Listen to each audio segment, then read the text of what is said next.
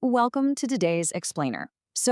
Today we're opening up the Manager's Toolkit and really unlocking the secrets of managerial economics. Look, if you've ever felt like textbook economics is just, a bunch of dry, abstract theories that don't really apply to anything, well, we are going to completely flip that script. We're transforming those theories into a dynamic, real-world survival toolkit for navigating the actual business world. We're going to see how these core principles are literally the hidden engine driving the complex, everyday decisions made by businesses everywhere. So let's just dive right in. I want to start by throwing a question your way that might seem, frankly, a little counterintuitive. If the free market is this perfect, incredibly efficient organizer of production, the famous invisible hand that perfectly weighs cost and benefit, then why do companies even exist? Really, think about it for a second. If markets are so efficient, a producer could just rely on the open market for every single transaction. Why do we even bother creating these massive corporate structures, building hierarchies, and hiring managers as employees? Why not just operate as independent contractors for absolutely everything? It's a brilliant paradox, right? And the person who actually cracked the code was remarkably young. Back in 1932, during a lecture in Dundee, a 21-year-old kid named Ronald Coase first laid out his thinking on this exact puzzle.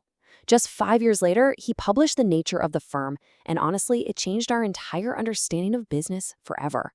Coase realized that the free market, as powerful as it is, actually comes with its own hidden friction. And that friction?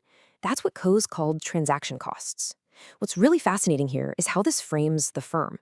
It's not just a place people go to work, it's a specific economic solution. Coase pointed out that constantly going out to the open market imposes massive transaction costs. I mean, just imagine the absolute nightmare of having to negotiate prices, hire new workers, and draft brand new, enforceable short-term contracts every single day just to get a product out the door. It would be total chaos. So Coase theorized that firms basically exist as long-term contracts. They are purposely designed to bypass all those annoying constant transaction costs of the open market by organizing production within a planned internal hierarchy. But of course, the moment a firm exists, it immediately smacks into the ultimate villain of economics, and that's scarcity. The fundamental problem we face is that we live in a world with finite, limited resources, but human beings, we have absolutely infinite desires. We generally divide these desires into needs, the absolute essentials for survival like food, clothing, and shelter, and wants, which are those non-essential desires. Think designer clothing or that luxury car you've had your eye on.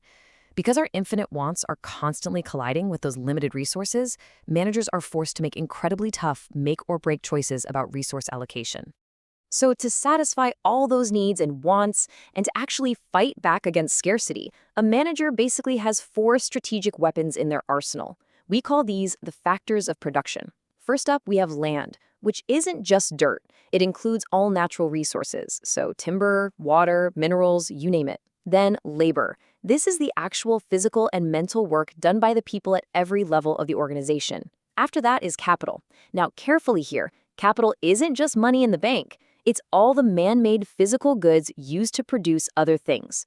Factories, computers, delivery trucks, that's your capital.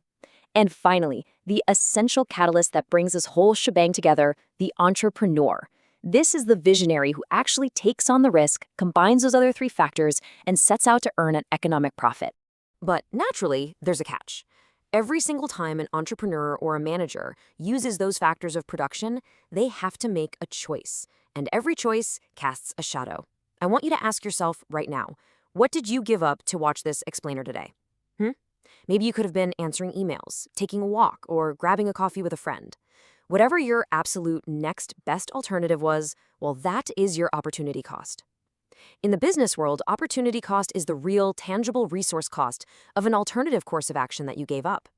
When a manager dumps a huge chunk of funds into a flashy new marketing campaign, the true opportunity cost is the research and development they couldn't fund with that exact same money. Now, this exact managerial battlefield can actually be mapped out. We use something called the Production Possibility Frontier, or the PPF for short. This curve is a fantastic visual tool that demonstrates the fundamental problems of scarcity, choice, and opportunity cost all in one go. Just to keep things simple for a minute, let's assume a firm has fixed resources and they're trying to figure out how to divide them between producing 2 totally different commodities. In this scenario, let's say it's televisions on the vertical axis and laptops on the horizontal axis. Okay, let's see how this builds our understanding of efficiency. Think about the points sitting directly on the curve we're exploring. Points A, B, C, D, and E. If a firm is operating anywhere directly on that line, they are crushing it. They're operating at maximum efficiency, fully utilizing absolutely all of their resources.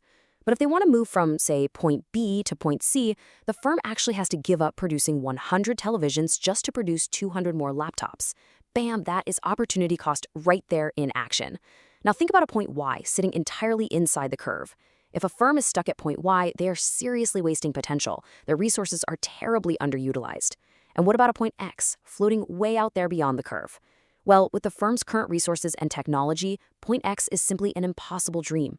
To reach it, they'd have to get more capital, more labor, or invent some groundbreaking new technology. So once a firm actually decides what to produce, they immediately have to face the brute forces of the market. Let's look at the classic downward-sloping demand curve. The law of demand tells us there's an inverse relationship between the price of a good and the quantity demanded. Simply put, as price goes up, demand goes down. But why does it slope downward? It basically boils down to two main reasons. First, you have the income effect. When a price drops, consumers can maintain their exact same lifestyle for less money, which magically frees up their real income to buy even more of the product. Second is the substitution effect.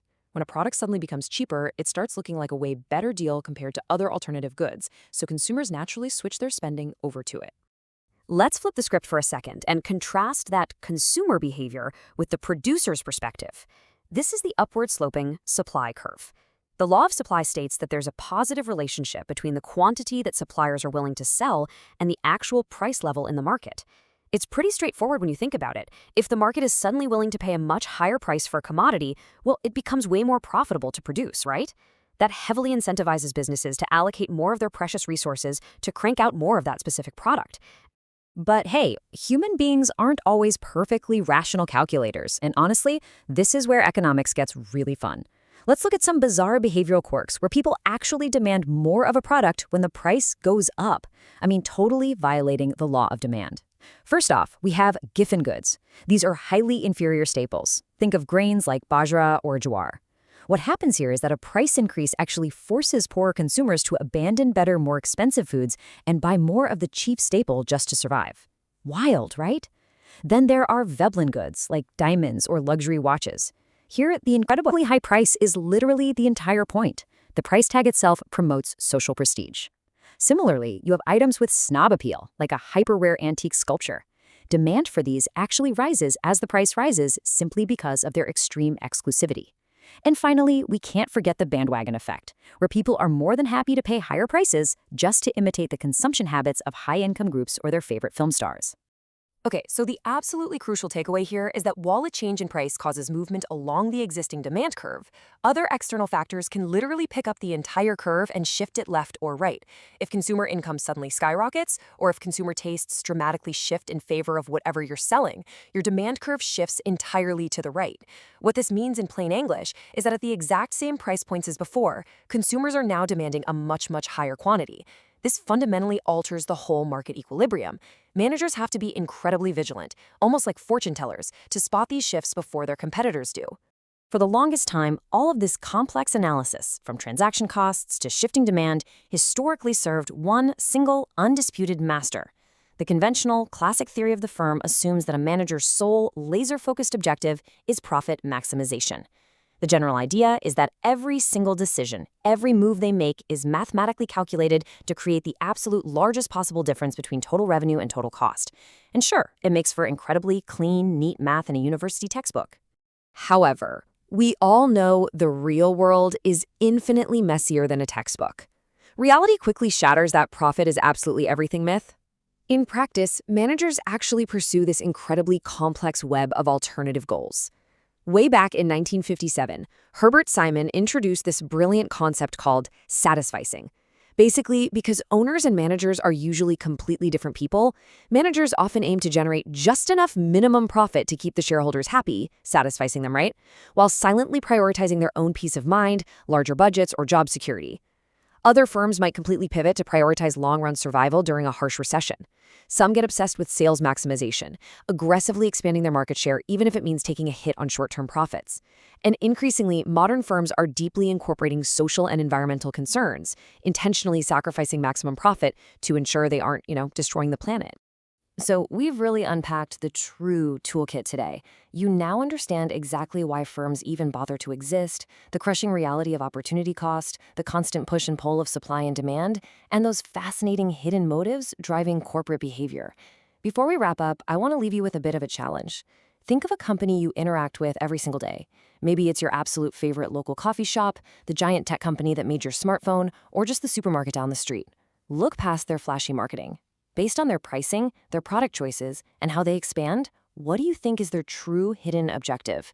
Are they genuinely maximizing profit? Are they just satisficing? Or are they aggressively chasing down market share? Use this toolkit we just built to decode the world around you. Thanks for joining me on this explainer, and keep questioning the business world.